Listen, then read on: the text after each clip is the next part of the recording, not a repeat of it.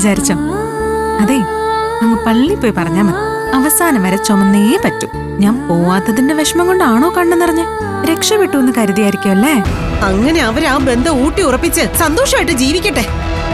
നമ്മുടെ മോൻ ജയിലിലും നമ്മൾ ഇവിടെയും കണ്ണീര് കുടിച്ച് കഴിയാം. നമ്മുടെ ആലോക് ഈ വീട്ടിലെത്തിയില്ലെങ്കിൽ ഞാൻ പിന്നെ ജീവിച്ചിരിക്കില്ല.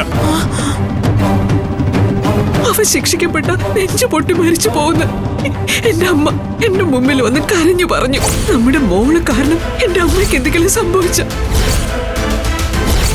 വക്കീലെ, ഒരു കാരണവശാലും അവൻ രക്ഷപ്പെടരുത്.